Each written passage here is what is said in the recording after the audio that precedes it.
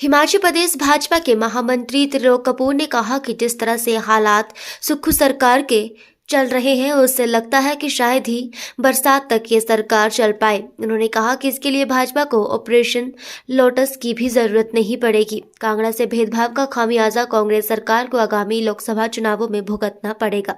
धर्मशाला में प्रेस वार्ता में त्रिलोक कपूर ने कहा कि हालात ये हैं कि प्रदेश में सीएम और डिप्टी सीएम एक मंत्री का दूसरे मंत्री के साथ तालमेल नहीं है। ऊपर से कांग्रेस सरकार ने सबसे बड़े जिला कांगड़ा से भेदभाव किया है।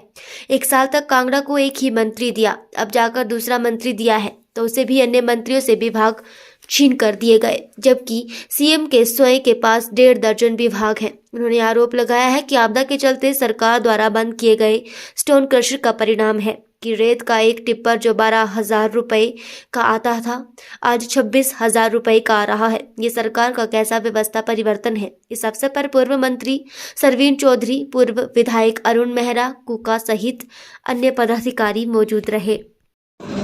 विशेष रूप से आज हमारे संगठनात्मक जिला कांगड़ा की बैठक, जहां आने वाले समय में संगठन की योजना और उसकी दिशा क्या होगी, जहां इस पर आज चर्चा हुई।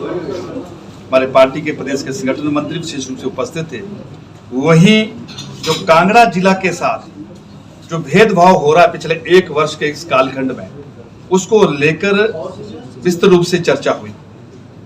आज कांगड़ा के वरिष्ठ नेतृत्व ने मिलकर डिप्टी कमिश्नर कांगड़ा को एक ज्ञापन दिया है कि ये जो हमारा धर्मशाला विश्वविद्यालय, कृषि जो हमारा केंद्रीय विश्वविद्यालय का जो परिसर पिछले लंबे समय से जो है विचाराधीन है, इसको लेकर कि केंद्र की सरकार ने 250 करोड़ रुपए की स्वीकृति दे दी है, प्रदेश की सरकार जो है 30 करोड़ जमा क्यों नहीं करवा रही है। इसी तरह दूसरा जो भेदभाव का जो आरोप है कि इतना बड़ा कांगड़ा जिला 10 विधायक चुनकर यहां से गए हैं, आखिर 2 मंत्री और उनको विभाग कैसे दिए हैं?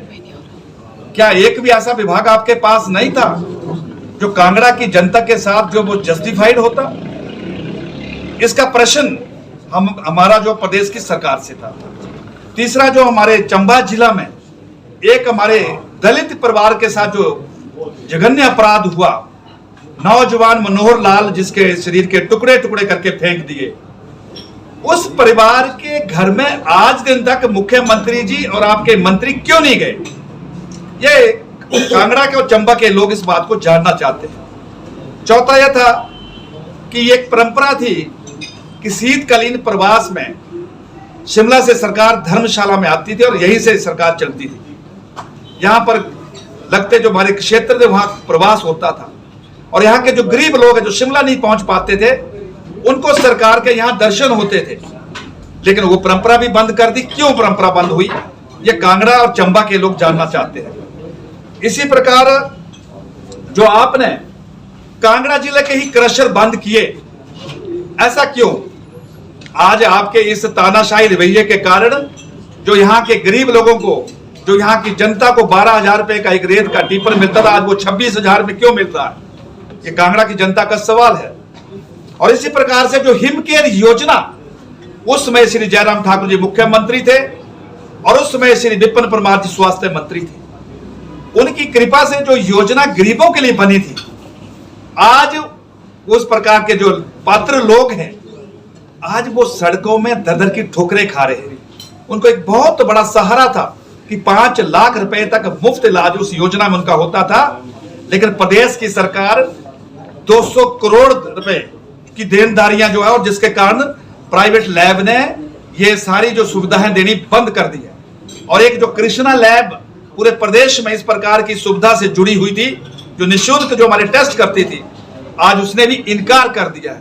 और टांडा ही टांडा 38 करोड़ रुपए की देनदारियां हो गई है। और कल की घटना है कि एक मेरी बहन सुनीता देवी, जब वो अपने टेस्ट कराने गई, बहुत बीमार थी, उन्होंने इनकार कर दिया, उसको कहीं दूर जाकर जो है वो टेस्ट कराने पड़े। इस प्रकार की व्यवस्था माननीय मुख्यमंत्री जी, कांगड़ा के लोग जानना चाहते हैं, प्रदेश के लोग जानना चाहते हैं। ये जो आज प्रश्न थे, इसको लेकर प्रेस वार्ता के